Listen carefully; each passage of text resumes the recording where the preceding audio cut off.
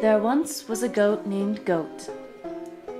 When she was a kid, she frolicked in the pastures and reached into the trees for the tastiest of leaves. Her favorite tree not only fed her sweet leaves, but also reached its roots deep into the earth to pull up the ancient stories. When the sun went to sleep beyond the horizon, she listened to the sounds of night. The stars whispered the stories of the cosmos to her as she drifted into sleep, and she believed all these stories to be truth. Her life went by like this for many years, and she was content with the rhythms of the sun and the moon. One day, however, something changed that set her life on a new course. A spider she had never seen before appeared in the grasses and began telling her stories she had never heard from the tree or the stars. "There's a whole lot more out there than this barn and pasture. Did you know that?"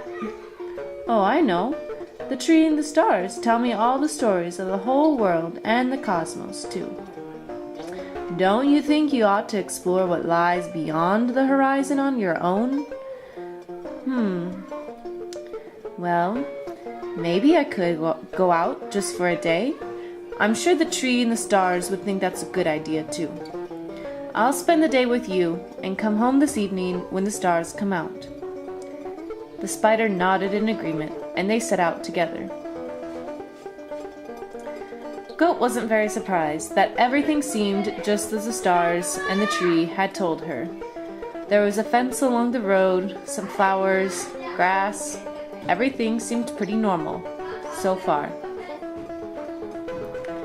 She returned home just as night began, but she was too tired from her travels to listen to the stars. The next morning, Spider was waiting for Goat, and he asked her to come out again to do some exploring.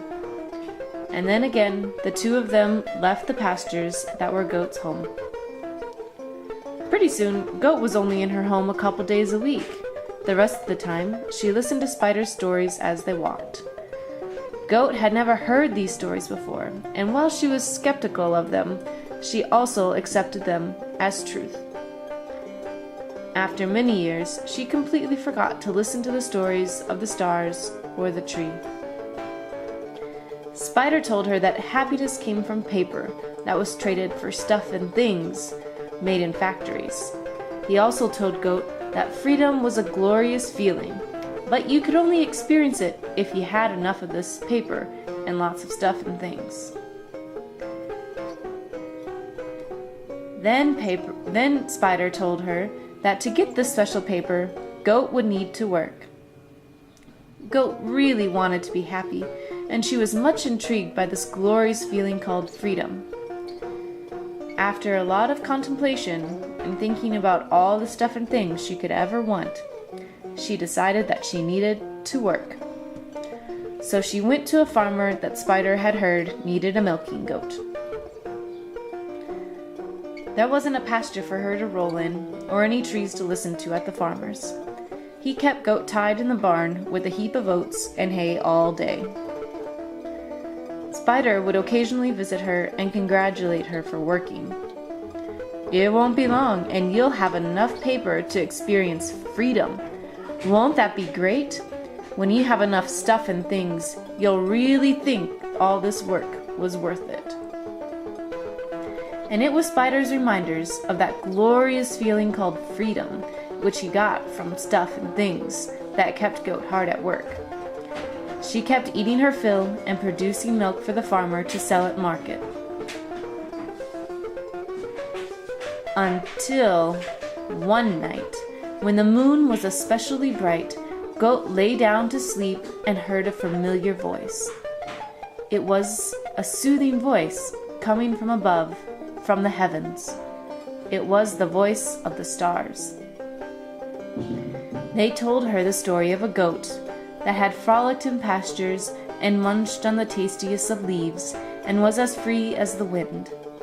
Goat smiled and remembered the time before she spent all her days with Spider or working for the farmer. She remembered the gentle voice of the tree and the stories of the stars. She remembered how happy and content she was. And then quite suddenly, as if a light suddenly flashed on in a dark room, she realized that Spider's stories of the special paper were not the stories worth daydreaming about.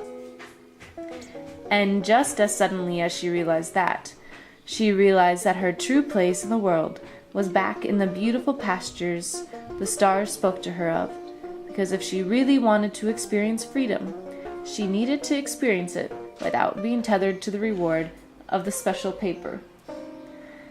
That very night, she walked back to her home and fell into a deep sleep beneath the soothing voices of the stars.